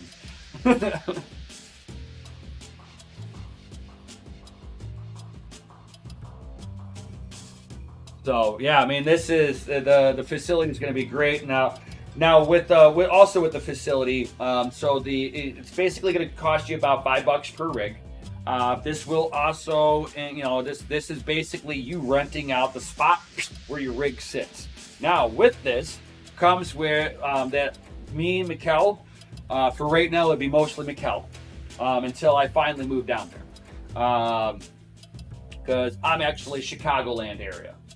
So just so you guys know, it's like I'm nowhere even near. I am literally tomorrow flying out to the facility to actually go, because like we expanded into the facility, and I haven't even been there since we expanded. I'm basically fitting all the money out for this. I paid for shit, and I don't even get to play with it. I'm so jealous of Mikkel, lucky bastard. And with the rig, with the $5 per rig per month fee, we will also sit there, dedust it, and stuff like that. So, maybe once a month, you'll see your rig kind of shut down for like, maybe 5 minutes at that. Just enough for us to get the fans to stop spinning, slide it off the shelf a little bit, open it up, dedust it really quick, shut it back, put it back together, put it back into its position, and fire it back up. This will be part of that the hosting fee that we'll just go through, because to me, maintenance has to be fucking done. Has to be done. The reason that it has to be done is I don't want fucking fires. Dust and bugs will fuck up your shit faster than anything else.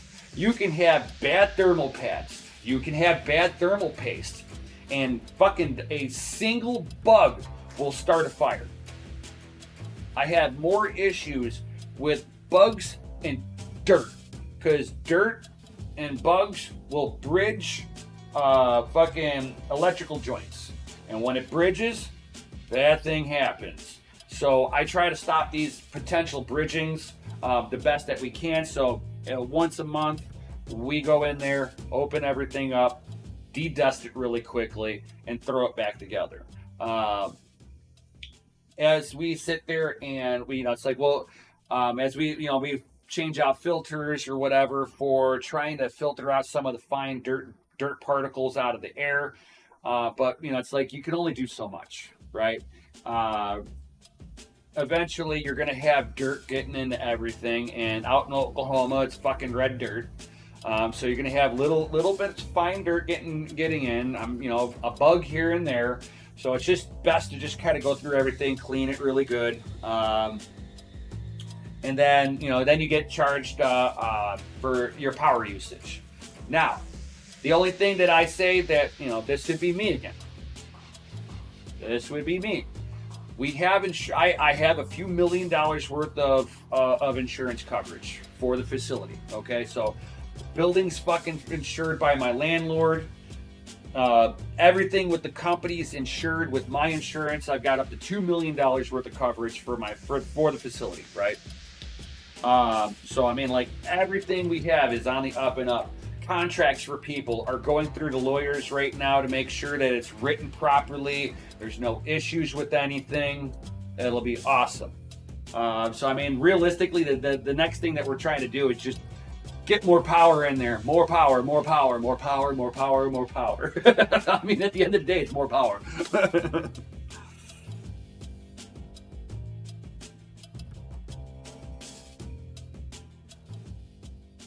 Yeah, this is my 31 gigahash bug zapper running on Killafly 2.0 algo. No, the S19Js are expensive one-time bug zapper. I wouldn't even really like, as much as I like the S19s. S19s don't like heat, and Oklahoma kind of gets a little warm. I don't care what part of Oklahoma, it's going to get a little warm. If you guys watch Son of a Tech with the issues that he had with his S19, he fried it. Fucking Texas heat was not kind to those. So if you live in a cooler environment, it works perfectly. Or subsequently, during the peak heat of the day, you're gonna have to turn your S19 off. They don't like temperatures above 100 degrees Fahrenheit at all. Nothing above 100 degrees Fahrenheit. With that being said, if you're not dealing with anything, because like that's like what, or like 38, 40 C. Celsius, somewhere right around there. But 100 degrees Fahrenheit, ambient air temperature, and S19s, you run the gamble of it getting too hot and overheating and fucking bad thing. If the thermal limiter doesn't kick in fast enough, it'll have runaway temperatures and the hash board will die. Yeah, my S19s start getting pissed at 85 degrees Fahrenheit ambient air temperature. Yeah, that's usually where you start hearing your Delta fans ramp up to 100%. Now, the one that I like is the Wutzminer M30 Plus Pluses. The M30 Plus Pluses hit just as good as the S19s. I get like about 108 terahash on there, and it's good to 110 degrees Fahrenheit. I had my mining facility at this is before I fixed some of my airflow, so this is like as I was setting stuff up, guys. So just kind of keep this in mind when I'm saying the numbers. But before we put in the adequate airflow in there, the facility got up to about 121 degrees, 121, 122 degrees Fahrenheit. The Wutzminer M30 Plus Pluses were registering 97 degrees Fahrenheit and chugging away. I mean, the fucking Delta fans were full bore. Holy cow. Like, I haven't been there since my Wutzminers came to the facility. I haven't been there. Mikkel is the only one unfortunate enough to have heard the high-pitched scream of the Wutzminer M30 Plus Pluses Delta fans.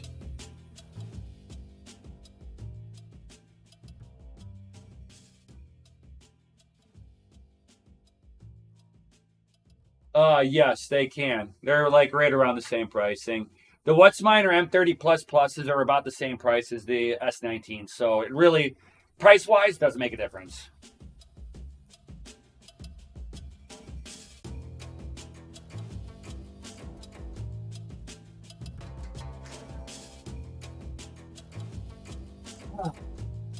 Do my last set of face pulls. One. Oh.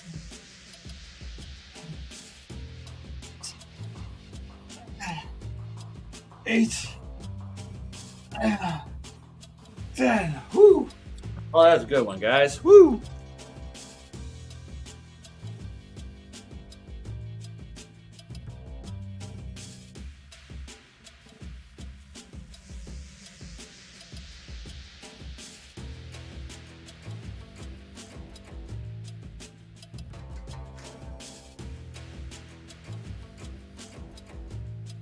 Like, you are a beast.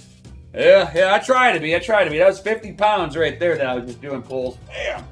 50-pound face pulls. Ooh. Whew. Oh, man. It's like I'm a 40-year-old guy that's been out of shape for 24 years. Time to fix that. Oh, let's... I got all these weights around me.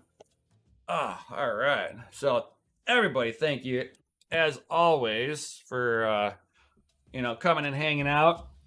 Hold me accountable, basically, guys. I mean, that's basically what I'm using you for, is to basically hold me it's like rear delt action. Yeah. Oh, yeah. Delts, traps.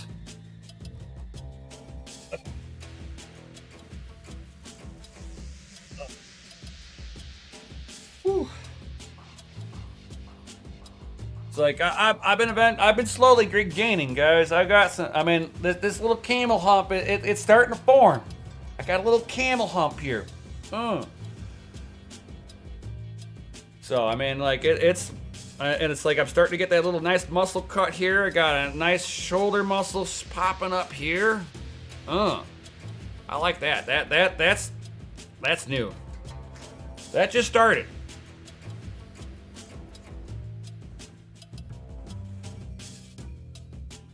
Sun's out, guns out, yo. Truth, Patrick. So, I mean, you guys are watching me on my journey, man. I had like little girly little thin arms and stuff like that. I mean, my arms were like pretty much like this while I was flexing. I mean, that was pretty much it. No, like I'm like, and it like maybe a little something, you know. But now it's like bam.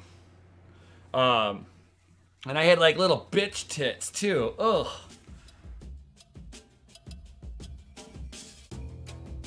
Hell yeah. Face pulls and shrugs will give you Goldberg traps. It's like best time to get in shape equals right motherfucking now. Hashtag truth, Vincent. It's like, yeah, I had like little, I didn't even have A cups, bro, man. They were like fucking starters, dude. I had little starter cups, dude. They're like having like a little training bra on. It's like little bitch tits.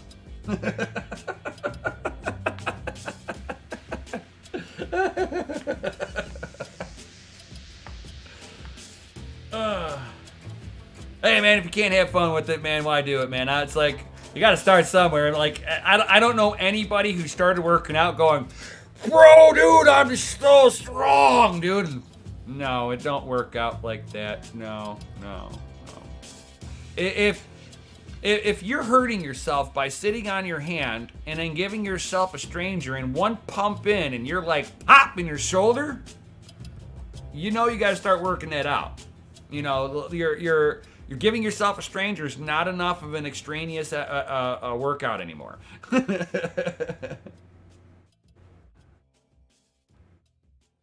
Best time to get in shape equals yesterday. Second best time to get in shape equals today. Yes.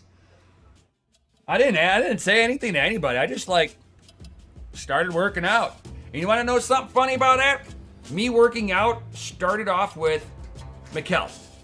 My business partner is kind of who inspired me to kind of get back into it. He walks every morning, like 1.5 miles, 2 miles, something like that, right? And I was struggling to fucking keep up with his little skinny ass, dude. Fucking, he chases around 4 fucking kids now. Fucking, and that motherfucker, boop, boop, boop, boop, boop, gone, dude. He's like a man on a mission, dude. And I was having an issue trying to keep up with him. Come on, Cammy. So I was trying to keep up with him, and my legs were hurting, my feet were hurting, and I was like, oh no. Walking is bothering me now? Not like this. Not like this. So that was like Family Mind Gym. What? Gonna have a, you know what? Just to promote health, right? Everybody that works at the facility will have to fucking have 30 minutes of workout time every day. Mandatory. On the clock, of course. What, you think I'm a slave driver or something? They're gonna get paid. You know, but 30 minutes minimum. 30 minutes to 45 minutes every workday. Has to happen. Otherwise, you know, you don't make, you know, maybe I give people less pay.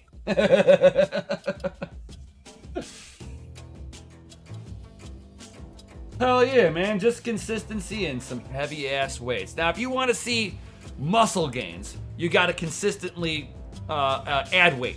You got to create demand on the body that's going to want to drive for bigger muscles, right? Otherwise, consistency will give you body maintenance. You can still lift up heavy weights, but if you never change the weight, you're just going to keep yourself toned to the where you're sitting at, which isn't always a bad thing either, guys. But the consistency and doing it 5 days a week makes a huge difference. 30 minutes a day. You know, it's all, you don't have to sit there and dedicate an hour, 2 hours, 3 hours to working out. You don't need to go for the Arnold Schwarzenegger look, right? We're not trying to get, I'm Arnold, oh, look at me pump, oh. No, you don't need to be all like that. But a half hour dedicated to doing joint health. I don't care if you're fucking 15 or 100, you should be doing this, period. The muscles you lose are the ones you don't use. That's brains and body, dude. I'm just saying, brains and body.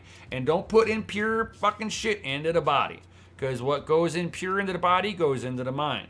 And don't be like trying to cheat the system out. No diet's gonna get you there. Fucking no pill is gonna get you there. You know, none of this stuff is. Pills, injectables that are fucking somehow gonna cheat the system, you know, like fucking steroids and fucking bullshit like that, puts a toll on your heart. Look at the biggest bodybuilders that did a lot of steroids or a lot of human growth hormones, of, you know, shit like that. They all died. And if they didn't, they have massive fucking medical issues. Arnold Schwarzenegger cannot lift weights the way he used to. He's probably got degenerative fucking spinal cord. A lot of those guys that were taking a lot of those steroids, they've got a lot of joint compression because of lifting stuff that was heavier than what the body was ever designed for. So, you know, it's like you don't need to sit there and like work out to the point where you're Arnold Schwarzenegger. But joint health.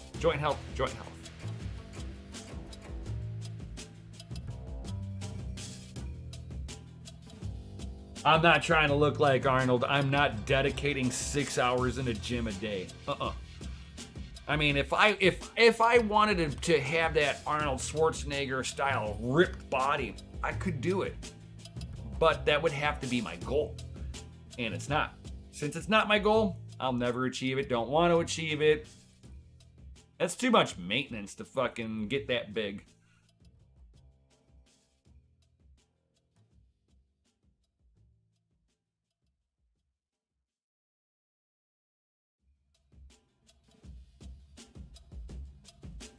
Exactly, Vincent. Moderation and health.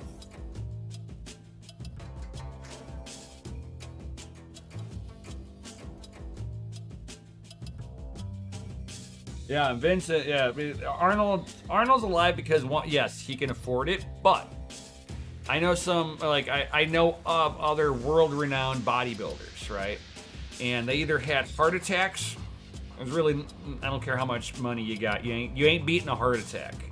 And the heart attack, like a few guys they were doing antibiotic steroid, they were doing steroid injections or hormone growth stuff. The hormone growth isn't so bad on the heart, still kind of is, but it's, you know, not so good. But yeah, I mean, like you do stuff and it's like you're either gonna fucking tear up your spinal cord with decompression with compression, or you're sitting there trying to cheat the system and you're gonna have a heart attack. The only thing that Arnold Schwarzenegger had was that he did his steroids early in his career, where and whenever he got into the steroid stuff, it wasn't too long after that it was outlawed. So the outlawing actually probably saved him. Otherwise, he would have continued to do it until he died. That's how a lot of those big bodybuilders are, even today. You see some of them guys, man, there ain't no way you're going to tell me that they haven't juiced in any way, shape, or form. I completely recommend against that, especially if you like to live. It is proven that just one-time use of steroids for working out increases not that it's going to happen, but a potential of a heart attack by 30%. I'm not rolling that fucking dice. I like to live. I like being alive. I like being alive. So, thank you everybody for being here as always.